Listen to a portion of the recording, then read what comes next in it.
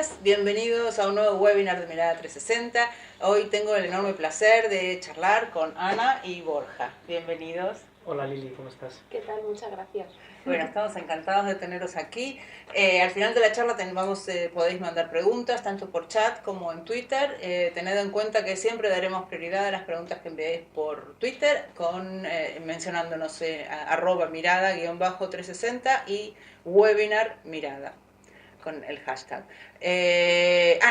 Ana es licenciada en Derecho por la Universidad de Granada, tiene un máster en Propiedad Intelectual, trabajó como abogada en Arauz y Rueda, un despacho que queremos mucho, de los negocios, dedicado a operaciones de M&A, está premiado como Mejor Boutique por expansión este año. Fue directora de publicaciones de la editorial Comares, que es una editorial jurídica, literaria, científica, artística, inspiradas en el humanismo, que también queremos mucho.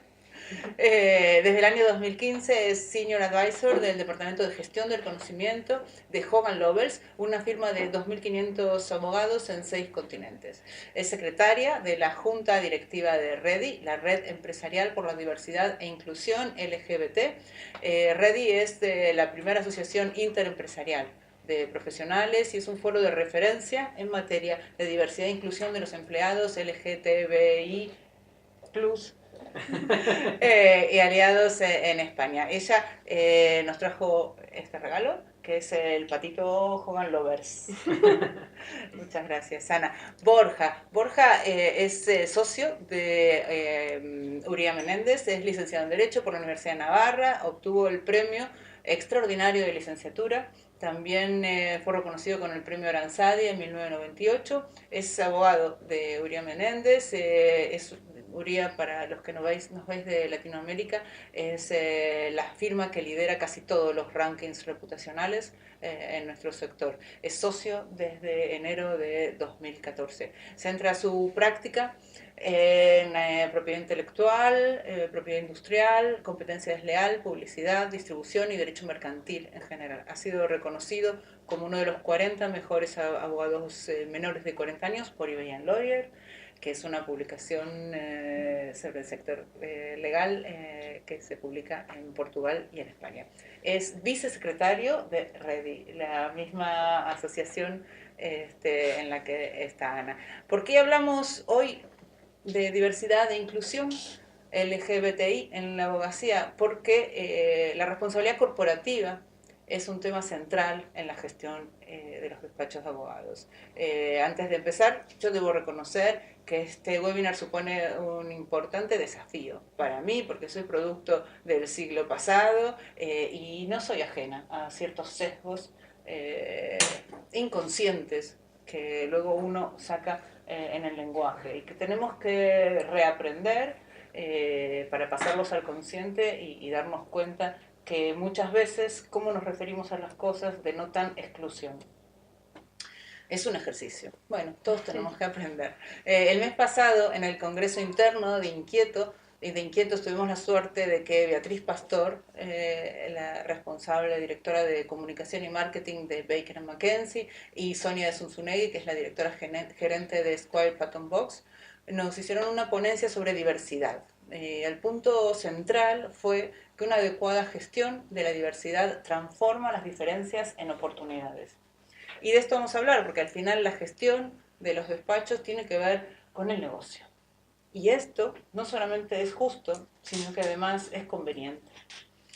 La sociedad es diversa, es multicultural, es globalizada, y gestionar esa diversidad de una forma eficiente y correcta supone una ventaja competitiva para cualquier empresa, además de una gestión del capital humano que garantiza la igualdad entre todos y que todos se sientan bien. Debemos abrazar la diversidad, porque es de justicia, y eso ya sería suficiente. Pero además es estratégico, como decíamos, porque la diversidad es un activo para trabajar el posicionamiento corporativo, y es un atractivo como marca empleadora. En términos de contribución, conecta con los valores corporativos, con las preocupaciones de la sociedad civil, incorpora las aspiraciones de los grupos de interés, que al final la responsabilidad corporativa no es acción social, que es muchas veces lo que parece, ¿no? Que damos un poquito de caridad y ya resolvemos todo, sino que la responsabilidad corporativa en su concepto es establecer un vínculo, un diálogo con cada uno de los grupos de interés e incorporar las expectativas legítimas de estos grupos, porque esto es una mejora para nuestro proyecto. Todos estos son conceptos de responsabilidad corporativa. Cada día del orgullo gay sale alguien a decir aquello de que ¿por qué no existe un día del orgullo heterosexual? ¿No? Hay muchas razones, como que las personas heterosexuales no son asesinadas en ningún lugar del mundo por esa razón, no son víctimas de crímenes de odio, no son perseguidos, no son insultados, no tienen miedo ni vergüenza de contar su situación en su familia. Ser homosexual es delito todavía en 72 países y en 8 se castiga con la pena de muerte. España, es verdad, es uno de los países más avanzados del mundo en cuanto a protección de los derechos de los homosexuales, pero todavía tenemos oportunidades de mejora, especialmente en la cultura de la sociedad, y esta cultura impregna, por supuesto, los ámbitos corporativos. Para eso están hoy Ana y Borja, para hablar sobre cómo las políticas de diversidad e inclusión pueden ser ventajas competitivas para un despacho de abogados, porque lo que hablamos aquí es de los abogados. Pero primero vamos a saber qué es el concepto, ¿no? ¿De qué estamos hablando? ¿De qué hablamos cuando hablamos de diversidad, Borja? Pues de lo que hablamos cuando hablamos de diversidad es de que las personas sean ellas mismas. Es decir, y como necesariamente las personas somos diversos y diversas, pues debe hacerse una gestión. Es decir, la cuestión no es tanto si la sociedad es o no diversa, que eso es una evidencia, cuanto de si queremos o no gestionar esa diversidad. Y la queremos gestionar, en este caso, desde un punto de vista empresarial, porque repercute no solamente en un mejor ambiente institucional o de la dimensión institucional de la empresa, pero también en una mayor facilidad para la consecución de los objetivos empresariales. ¿Y qué son las políticas de diversidad? ¿A qué llamamos políticas de diversidad? Pues el punto de partida de una política de diversidad pasaría primero por identificar cuáles son las diferencias, ¿no? Todas las diversidades del género, culturales, origen social y bueno, en concreto también para diversidad LGBT, pues diversidad por orientación sexual, por género, expresión del género, identidad de género. Y luego lo que buscan las políticas de diversidad pues son crear un entorno favorable para el desarrollo de las personas. Y a partir de ese momento, cuando ya se ha creado ese clima laboral, pues intentar que las personas se puedan desarrollar, como dice Borja, que podamos ser nosotros mismos y que nuestra proyección profesional pues sea la de igual que cualquier otra, ¿no? Lo que ocurre con la diversidad LGBT es que entra dentro de lo que llamamos las diversidades invisibles, ¿no? Pues que no se sabe, no se cuenta, pues hay un ocultamiento preventivo por miedo al rechazo, a que puede influir en tu vida profesional. O sea, que las personas diversas ocultamos esa diversidad y mostramos como si todos fuéramos parecidos, ¿verdad? Yo creo que sí, que pasa y que lejos de ser enriquecedor es desde luego empobrecedor, ¿no? Porque ahí pues se pierde toda la creatividad, toda la innovación y pasa por convertirse en un ambiente encorsetado en el que todos podemos llegar a tener el mismo discurso. Además de que, perdona, Lili, además de que conceptualmente no es correcto, es decir, tendemos a identificar aquello que estadísticamente alcanza el éxito con aquello que encierra la clave del éxito, cuando no es así.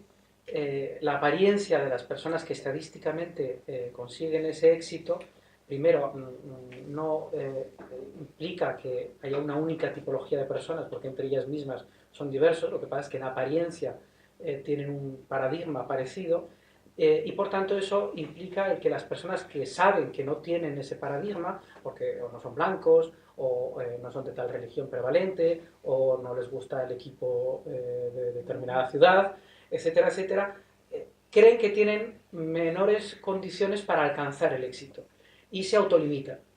Ahí es donde empieza a perderse el talento. Y la diversidad, precisamente, a lo que atiende es a que deshacer esa ecuación que es absolutamente incorrecta de identificar éxito con lo que estadísticamente alcanza el éxito, para quedarnos exclusivamente en el talento, que es lo que importa. ¿Y por qué es importante en España? La verdad es que comparativamente con otros países estamos tanto mejor. Sin embargo, todavía aquí hay, como decíamos antes, bromas en el trabajo, el uso del lenguaje, damos mensajes que quizás no percibimos como agresivos, pero que lo son. Entonces, lo que tú decías, esa diversidad que aparentemente no existe. ¿En qué medida esto sucede y es importante en España? Bueno, yo creo que cuando hablamos de diversidad hablamos de sesgos inconscientes, ¿no? Y eso los padecemos todos, tú misma lo decías en la introducción, y por tanto eso hace que no se facilite un ambiente o que esos sesgos sean percibidos negativamente por otras personas y que se sientan excluidas. Y es todo un lenguaje totalmente inconsciente. Desde el emisor hasta el receptor es irracional, en primer lugar, e inconsciente en segundo. Entonces, eso, lógicamente, ya depende de culturas. Y en España ocurre. Es decir, cuando estamos ante una sociedad que políticamente está avanzada en estas cuestiones, por ejemplo, el LGBTI, y sin embargo, en el mundo empresarial aún es un ámbito en el que se prefiere no entrar. Probablemente porque se confunde el concepto de vida privada con el concepto de vida personal. ¿Y a qué te refieres cuando dices vida privada? ¿Qué comentarios, qué cosas de la vida que normalmente sí compartimos con nuestros compañeros de trabajo, el colectivo gay prefiere hablar eufemísticamente de fuimos, hasta qué punto esto condiciona el compartir con compañeros la vida personal, que se llama privada? Bueno, yo creo que es que la diferencia entre vida personal y vida privada, pues es que vida personal es todo, o sea, es que es extrapolable a cualquier aspecto del trabajo. O sea, desde que llegan unas flores a un despacho hasta qué fotos tiene en el despacho, con quién has pasado el fin de semana. O sea, es que no tiene límites. Yo creo que todos estamos de acuerdo en que los temas personales en algún punto pueden trascender a la esfera laboral, y bueno, en ese sentido pues no hay más diferencia, ¿no? Bueno, frecuentemente se habla desde la irrupción de las redes sociales de qué contenido es relevante, ¿no? Para uno como profesional, y uno de los objetivos que se pueden conseguir en redes sociales es el networking, ¿no? Conseguir gente a la que eventualmente se le pueda hacer una oferta de colaboración. Y la realidad es que con la parte puramente profesional, técnico-jurídica, podemos ayudar a los demás, pero la conexión se hace desde lo personal.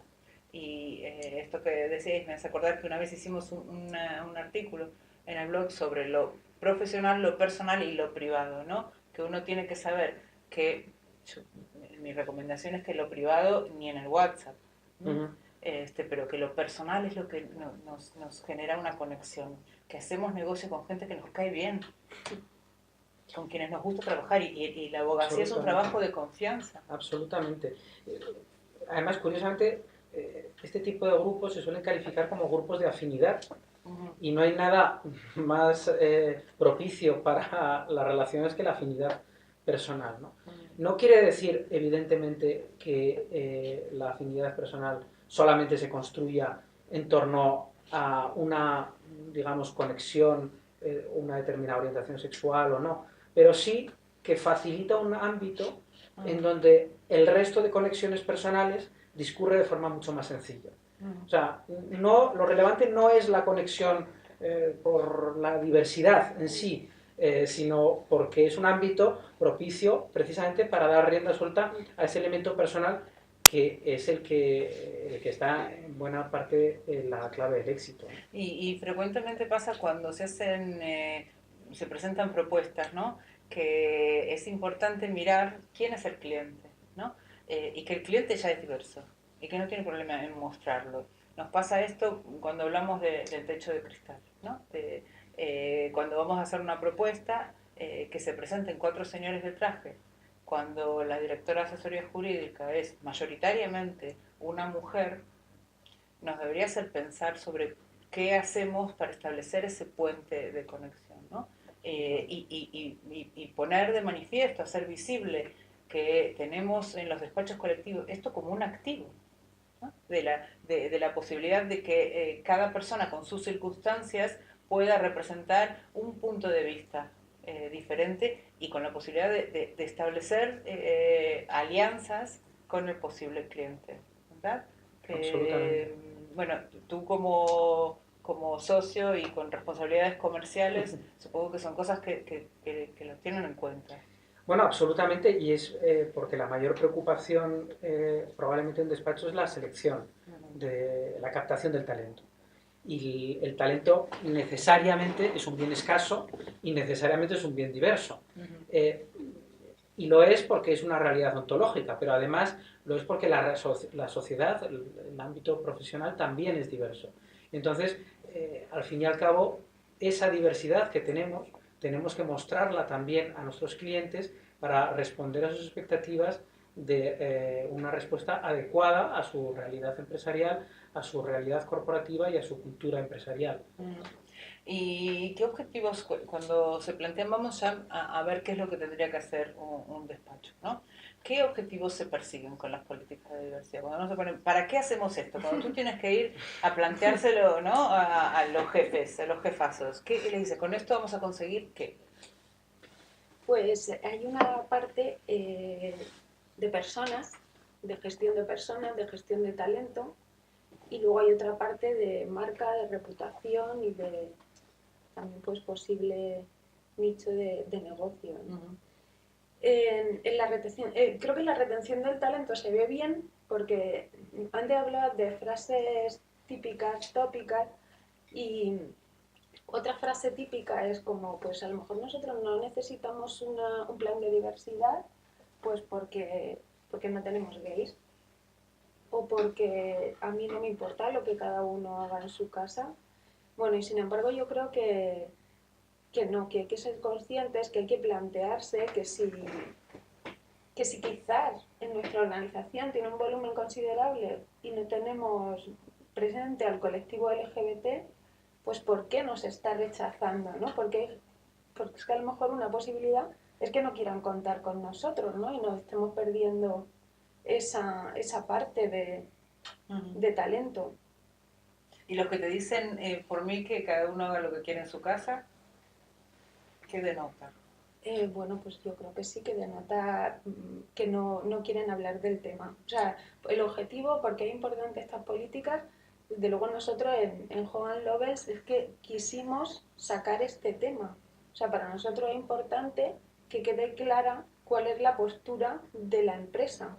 O sea, que nosotros no tenemos una postura neutral ante la diversidad. Fíjate, Lili, lo que decías, tienes mucha razón. Cuando alguien te dice, no me importa lo que cada uno haga en su casa, nosotros internamente en el despacho, en teoría, hablamos de casa, la casa.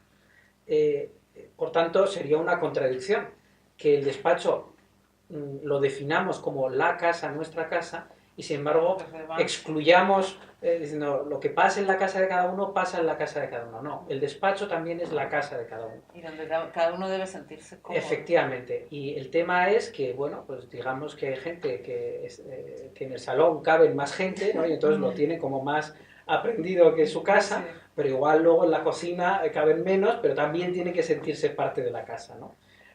Por tanto, el salón no es la casa es todo. Y esa es una lección muy importante.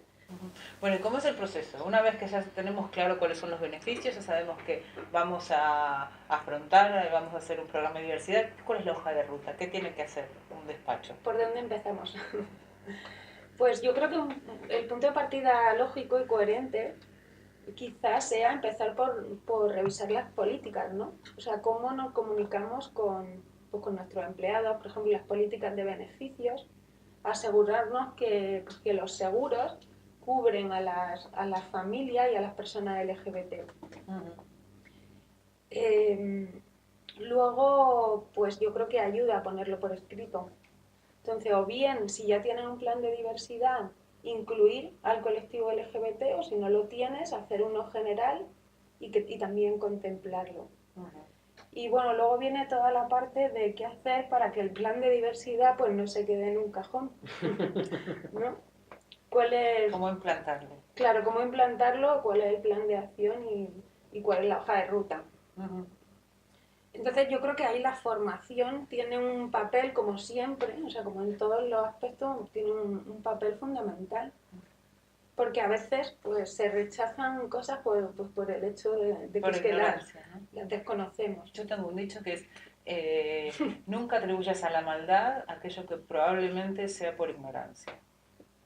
¿No? La gente es más tonta que mala. Es un buen dicho en este caso, sin duda alguna. Y deberíamos tenerlo presente. Sí. Nos pasa muchas veces con la gente que dice yo no soy ni feminista ni machista. Y justo en el medio. Como si yo no soy ni esclavista ni antiesclavista. Inoportunamente objetivo, ¿no? Claro. Efectivamente, sí. Sí, ¿Y cómo se comunica esto? ¿Cómo un despacho de la abogacía, de los negocios, que siempre es todo tan corporativo, manda el mensaje como...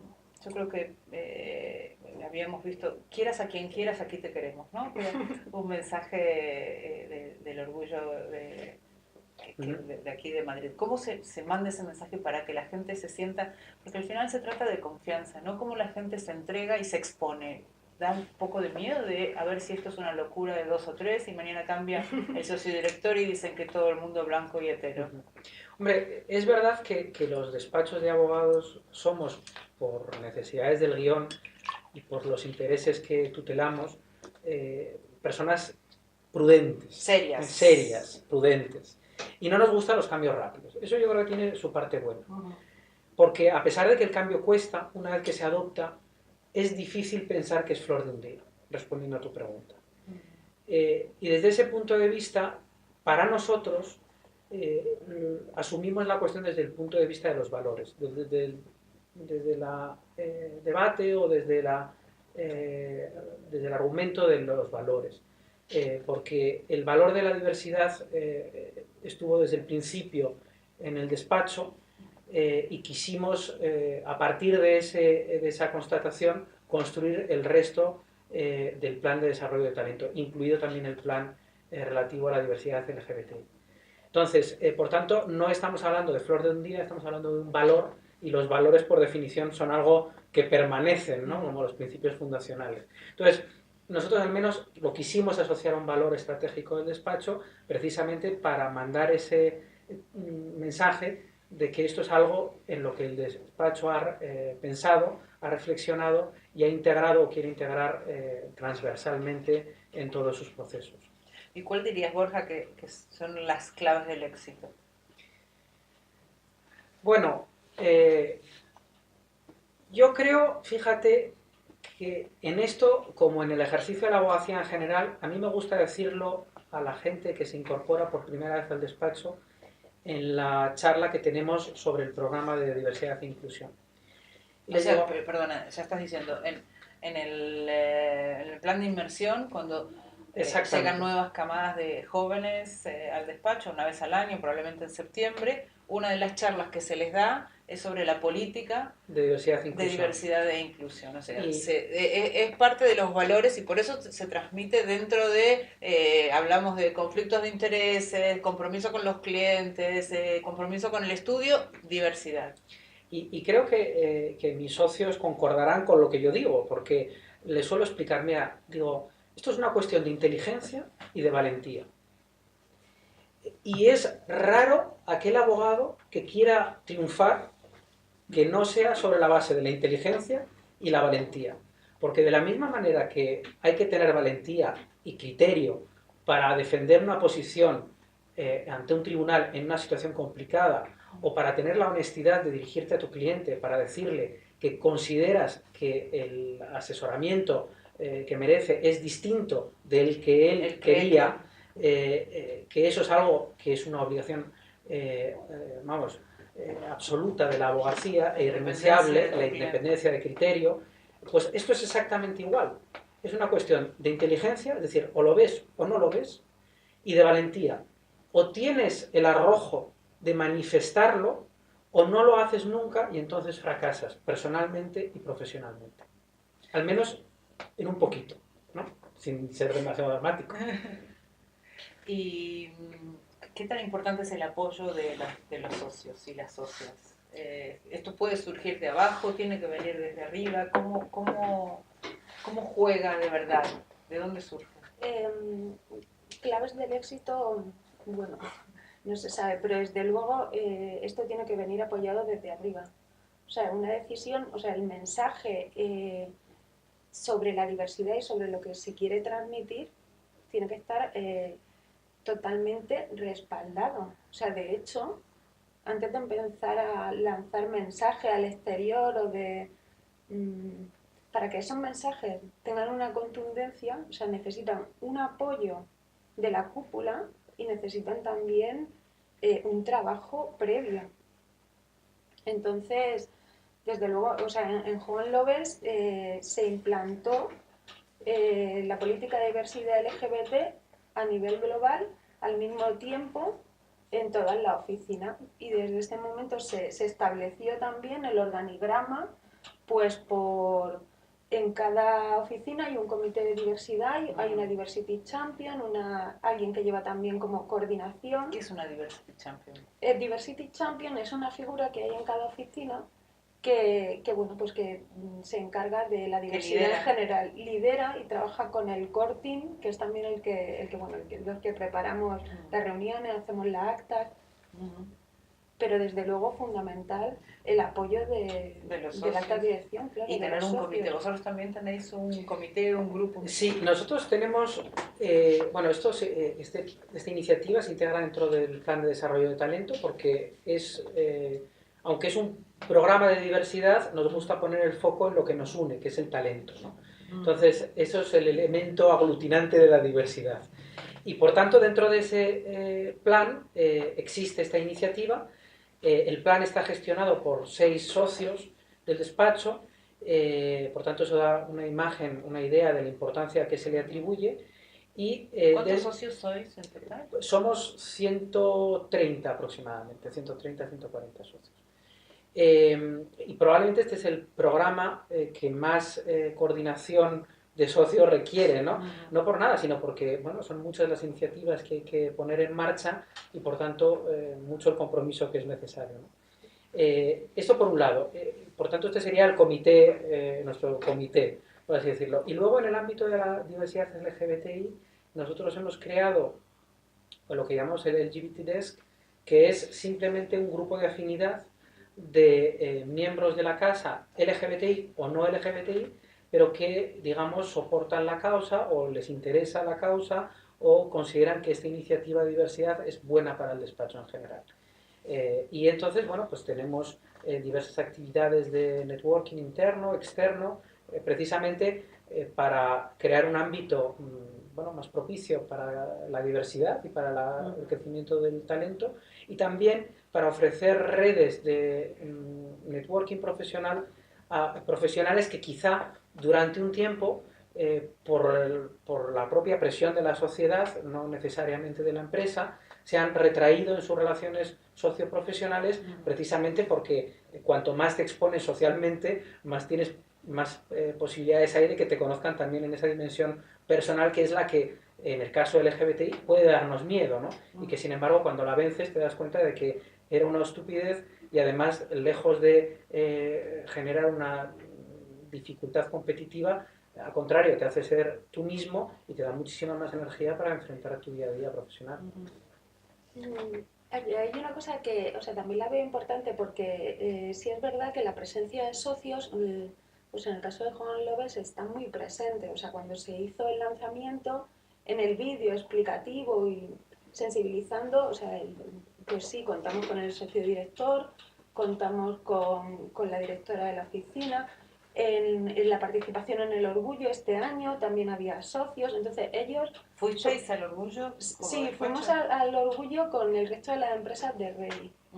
Pero también, como esto tiene que ver con el talento y también con la campaña de comunicación, los departamentos de soporte, o sea, que estén presentes esa figura, el responsable de recursos humanos, el responsable de BD, o sea, ellas también son una figura apoyo, pilares para sacar adelante un proyecto así.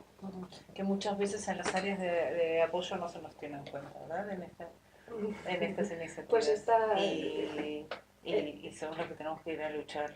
Claro, pero es todo el trabajo que hay detrás el que se saca adelante, ¿no? Y además, en definitiva, el área de comunicación tiene que estar presente tanto cuando comunicamos internamente, y ese es un pilar, como cuando lo comunicamos externamente. Y esto a veces trae cierta discusión con todas las políticas de responsabilidad corporativa, de si a veces se nos confunde marketing con causa con la comunicación de las acciones de responsabilidad. ¿Vosotros qué creéis? Cuando un despacho comunica esto, ¿qué os parece que está aportando una ventaja adicional o está sacando provecho?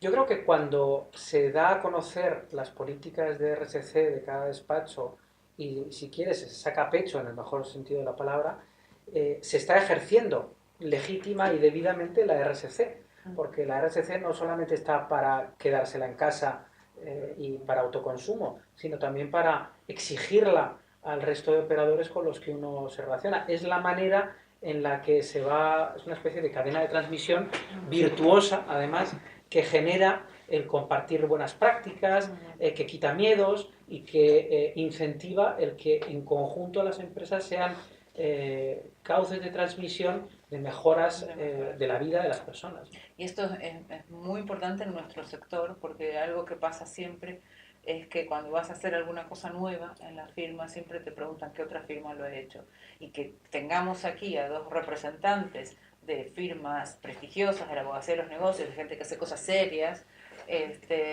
nos va a permitir a firmas más pequeñas darse la oportunidad de también implantar este tipo de prácticas. Por eso es tan importante que lo contéis. Yo creo que no estaríais sacándole todo el provecho para la sociedad que estas acciones implican, no solamente para los 1000 o 200 profesionales de cada una de las firmas, sino también para que sea un faro de ejemplo de buenas prácticas para todo nuestro sector, que es muy tradicional, que es muy machista y que estamos acostumbrados a que manda siempre un señor con corbata, ¿no?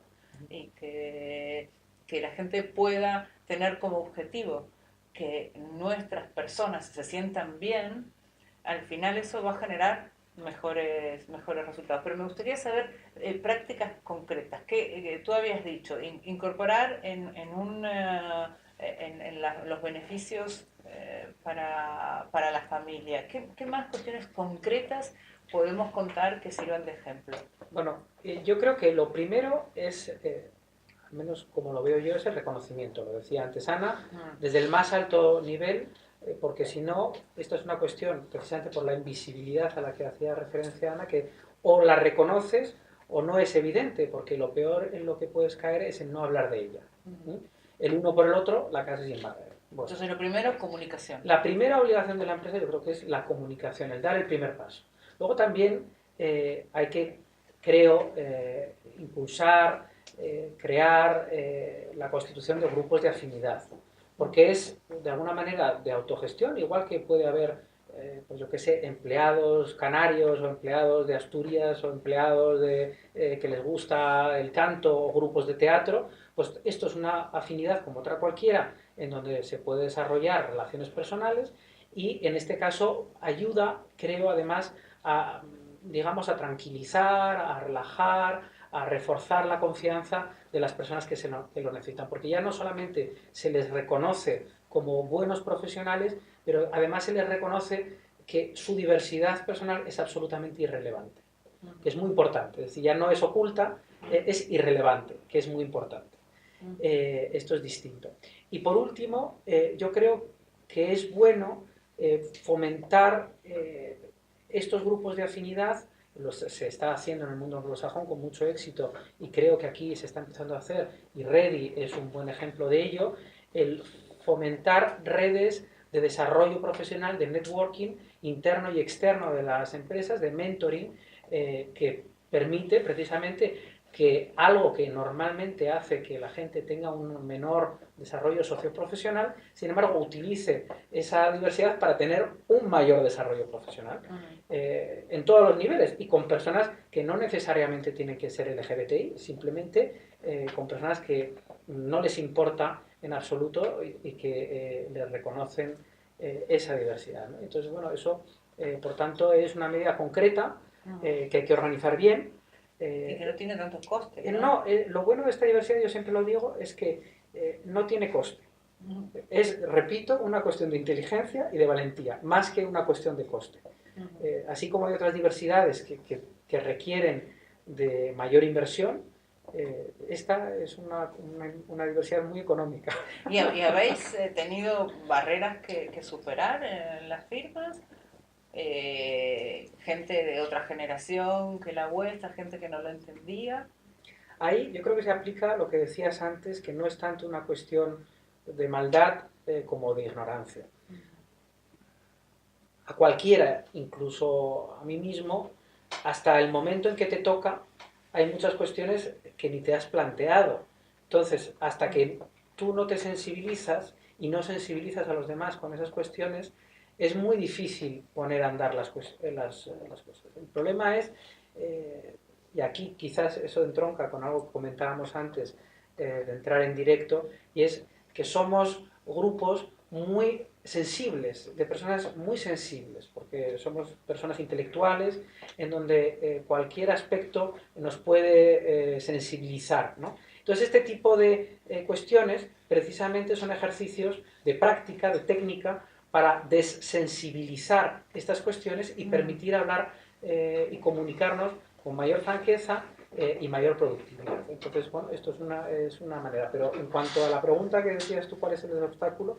Pues probablemente más que un obstáculo es una labor de pedagogía, de explicación, de sensibilización, de decir lo que no es y lo que es, de vencer los sesgos. Por ejemplo, sesgos. no ir en una carroza al orgullo, ¿no? Claro, es decir, no se trata de que vayamos a ir en una carroza, que también puede ser, sí, pero no es ese el objetivo. No es indispensable. No, eso es una fiesta y las fiestas están muy bien, pero aquí de lo que se trata es de trabajar en el ámbito empresarial. ¿Y vosotros qué políticas prácticas podrías contar? En el despacho, a raíz del lanzamiento de Pride Plus, o sea, cuando inició, sí, este es el que acompañó al lanzamiento. O sea, a veces, pues bueno, un paso que surge siempre que se quiere implantar una política de diversidad es necesitamos referentes, ¿no? Entonces, pues yo en ese caso le diría a las empresas que bueno, pues que no se agobien, ¿no? Porque si no hay, quizá van a surgir de una forma natural. Y bueno, en nuestro caso, este programa lo lanzamos con este pato y con una serie de cosas que al final son gestos, ¿no? Son gestos de afinidad. Y quizás si un despacho no es tan grande, no necesita un programa específico de cada una de las diferentes diversidades, sino por lo menos un comité de diversidad, porque hay muchas diversidades que pueden hacer que uno se sienta constreñido en su personalidad, en su origen, su religión, si somos gordos o flacos, como habíamos dicho en el predirecto, una diversidad que nos falta en la abogacía de los negocios es la diversidad de clase. En general, todos los chicos que entran son del mismo tipo de universidades y el mismo tipo de casas, y eso al final nos hace que tengamos una mirada más corta, más limitada, ¿no? Que nos hace falta gente que haya vivido otras experiencias de vida. ¿Pueden medir esos resultados? ¿Hay indicadores? ¿Hay estadísticas? Vamos a ver, yo creo que sí hay estudios, es decir, son conocidos y en general las empresas que tienen políticas diversas tienen, o al menos eso demuestran los estudios que se han hecho por consultoras internacionales de reconocido prestigio, unos resultados mejores o una mayor productividad por empleado, ¿no? Es muy difícil en la cultura latina hacer este tipo de estudios, porque aquí, frente a los anglosajones, tenemos la idea de que uno no está obligado a declarar sus diversidades. Contra sí mismo. Contra sí mismo. Entonces, eso se confunde con el no poder preguntarlas, que es distinto, ¿no? Y eso hace que este tipo de... para evitar discriminaciones precisamente no se conozcan. Yo creo que en general este tipo de cuestiones probablemente serían mejor si se conociesen, si pudiesen verse negro sobre blanco en una estadística, ¿no? Se conocerían mejor, se manejarían mejor. Pero sí, efectivamente, esta es una diferencia de nuestro mundo con el anglosajón, ¿no? Y vosotros formáis parte ambos de REDI, ¿no? Esta asociación empresarial para el apoyo de la diversidad, que es hoy un foro de referencia. Recomiendo a todos que veáis el vídeo que hizo El País con una entrevista a vosotros, con un tratamiento exquisito del tema. Pero, ¿qué es esta asociación? ¿Qué ventajas ofrece? ¿Cualquiera puede ser parte? Contadnos, ¿cómo es la asociación? Pues REDI surge en el año 2015 y son una serie de empresas que en un momento dado decidimos formalizarlo y constituirlo en asociación. Uría y Joan Lovers hemos participado pro bono, hemos asesorado pro bono en la constitución y seguimos asesorando pues, en el día a día de la asociación, que no es poco trabajo, por cierto, ¿no? Se presentó en el Instituto de Empresa el día 4 de julio. La siguiente acción que hicimos fue salir en el Orgullo, todas las empresas juntas, pues REDI tiene distintas cuotas para asociados, tiene asociado gran empresa, asociado pequeña y mediana empresa y asociado institución.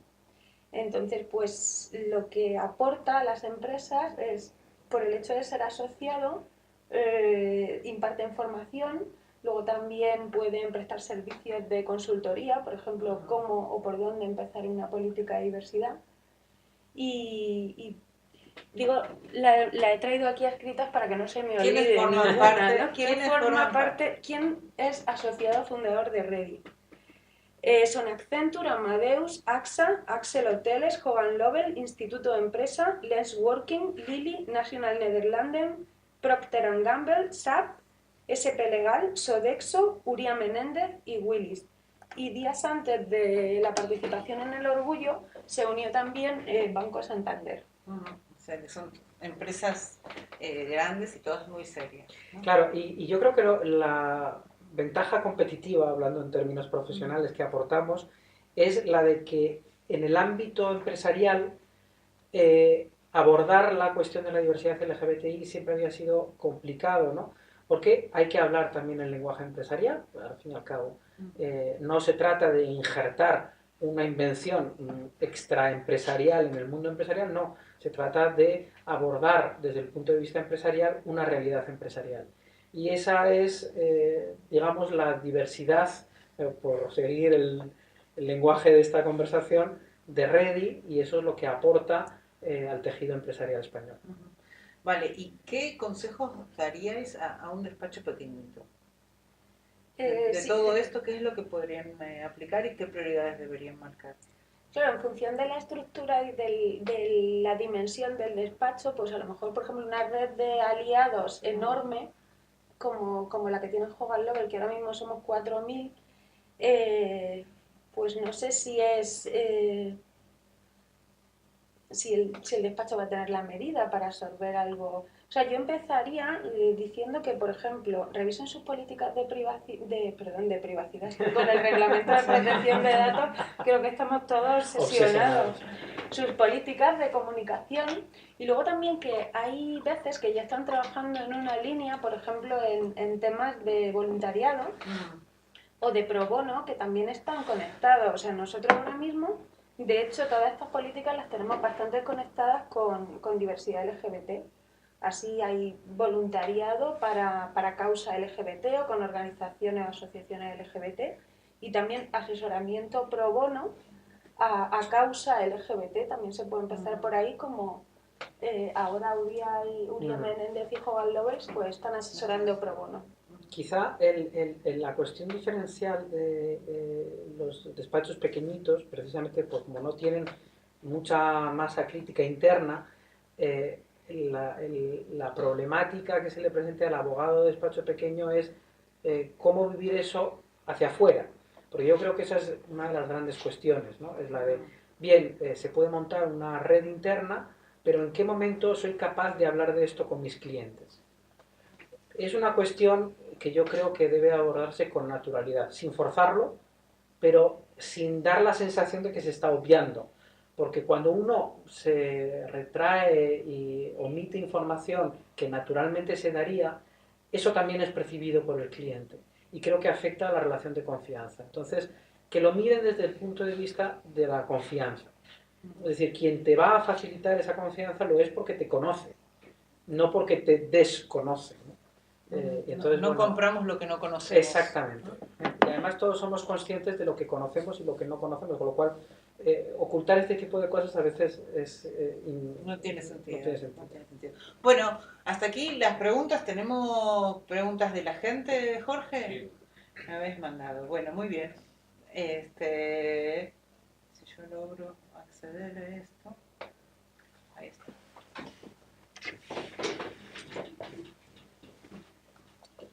Aquí tenemos. Javi nos está pasando las preguntas. Vale, Salvador Martínez dice, si el despacho radica en España, pero también tiene oficinas en Rusia o países latinoamericanos con menor o nula protección en derechos LGBTI, ¿conviene centralizar la política de diversidad o hay que contar con las diferentes culturas locales? El que quiera. En ese caso, o sea, para nosotros ha sido muy buena experiencia la red de aliados, o sea, el hecho de que todas las oficinas estén conectadas a través de los aliados LGBT.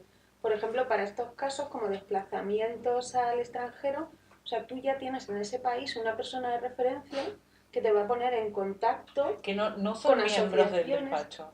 Sí, son entre las distintas oficinas, por ejemplo, Moscú tiene una oficina en la que nosotros sabemos quién es la referencia LGBT. Por tanto, si alguien se desplaza como profesional, ya tiene a alguien de referencia que le va a orientar sobre el país, sobre ¿Pero asociaciones. ¿Pero vuestras políticas son comunes? ¿Globales? Sí. O porque en Rusia, la Unión Soviética, esto es una edad implacable. Claro, Rusia...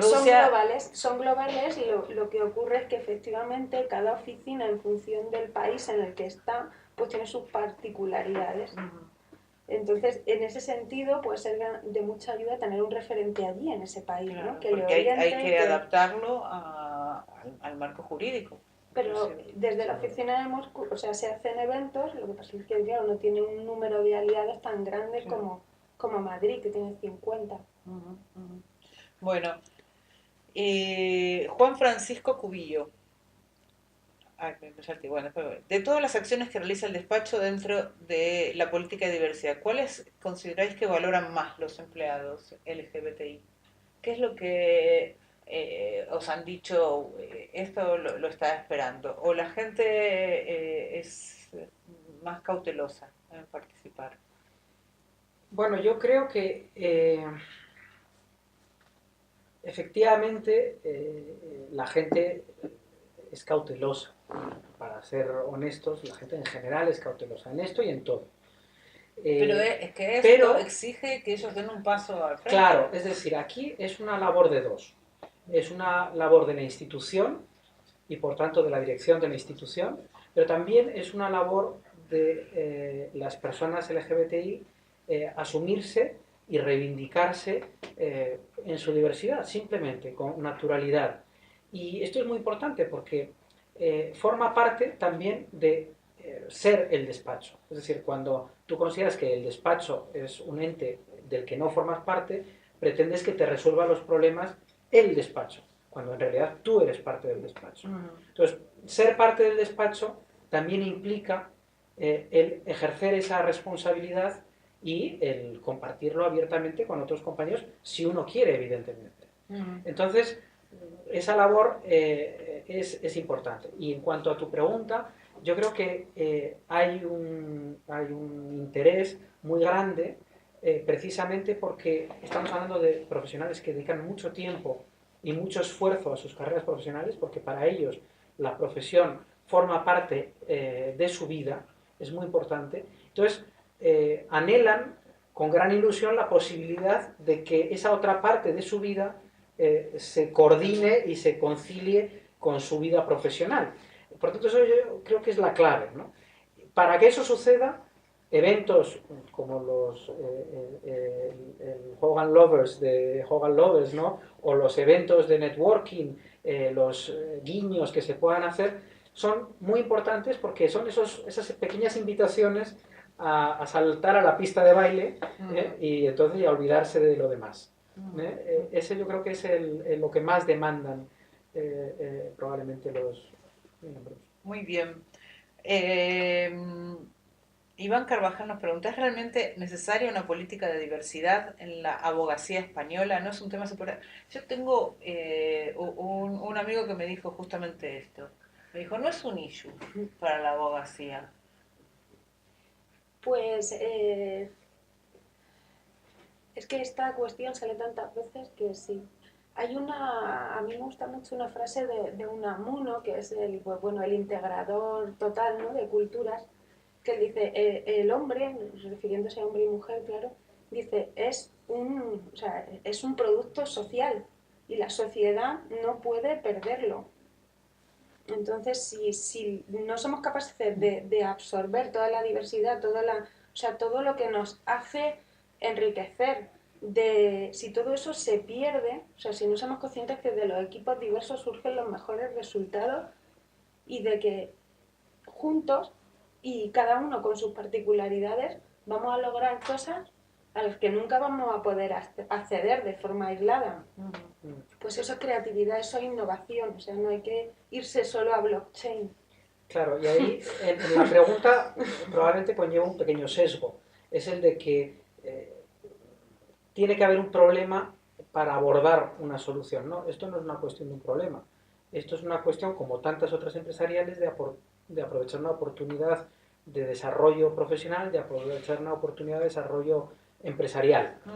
Por tanto, no es una cuestión de, vamos, yo creo que cualquier empresa está interesada en desarrollar en todos los ámbitos sus potenciales, ¿no? Aunque no tenga damnificados. Claro, no es una cuestión de damnificados, es una cuestión de oportunidad y de mejora. Bueno, ¿qué papel juegan, nos dice José Ignacio Montiel, qué papel juegan los abogados junior, en principio con una mentalidad más abierta en la consolidación y promoción de las políticas de diversidad? ¿Vosotros notáis una diferencia en las generaciones? Como decíamos antes, quizás la gente más mayor no lo entiende tanto y los jóvenes les parece natural. Sí, quizá a veces con ellos cuando trata estas cosas, por ejemplo en la acogida, ¿no?, que sacamos cuáles son nuestras políticas de diversidad, la postura ante el colectivo, yo veo que a veces me miran como diciendo, pero si esto está clarísimo, pues normal, ¿no? O sea, como que lo tienes, que me está contando esta señora, pero ellos lo tienen más integrado. Sí, quizás sí, pero por eso son un recurso importantísimo. O sea, está claro que tenemos que contarle a ellos que nosotros hablamos su mismo lenguaje. Y en definitiva, la abogacía lucha por dos mercados, ¿no? El mercado de los clientes y el mercado de los mejores abogados. Y dar un guiño del tipo de casa el que somos y cómo en casa se van a sentir, sean como sean, es una ventaja competitiva. Absolutamente. Bueno, última pregunta. Alfredo Mosquera, ¿de qué herramientas o procesos debería disponer un despacho para detectar y corregir posibles discriminaciones o malos tratos? ¿Tenéis dentro de las políticas buzón de...? Sí, o sea, yo creo que todo esto es un poco abstracto si no hay unos procedimientos y culmina y está muy claro cuál es el canal de denuncia, ¿no? ¿Tenéis canales de denuncia específicos o son generales dentro de...? No, es general. En el caso de Uría es general. ¿Y a dónde va? ¿A recursos humanos? ¿A quién lo recibe? ¿Y quién se ocupa de gestionar esto? ¿Esto es como casos de abuso sexual o de acoso? En el caso de Juan Lovers hay un canal de denuncias y las personas que lo reciben, o sea, está sujeto a un procedimiento y están preestablecidas quiénes son, y el Departamento de Recursos Humanos sí Lo que está gestiona. claro. Sí, exactamente igual en el caso del despacho. Muy bien. Bueno, hasta aquí el webinar de hoy. Muchísimas gracias a los dos. Fue la primera Gracias. experiencia, sí, decía que éramos un trío. A mi edad. Fue súper interesante y creo que aprendimos mucho y que son necesarias estas conversaciones, estos mensajes. Tenemos que hacer que donde pasamos tanto tiempo sea un lugar donde nos sintamos a gusto, porque solamente ahí donde sentimos que nos gusta hacer aquello que sabemos hacer y además nos pagan por ello, vamos a sentir que más que un trabajo es nuestra vocación. Así que muchas gracias por lo que estáis haciendo, que es muy importante. Gracias a ti. Gracias a ti, Lili. Bueno, ya se terminó el año. Después de las vacaciones volveremos. Vamos a contar con Jordi Fernández, el director de comunicación, desarrollo de cliente e innovación de Gómez de Pombo. Si no queréis perderoslo, os podéis apuntar. De todos modos, os vamos a mandar mails y vamos a avisaros a todos por redes sociales. Muchas gracias y pasad buenas vacaciones. Adiós. Pero bueno.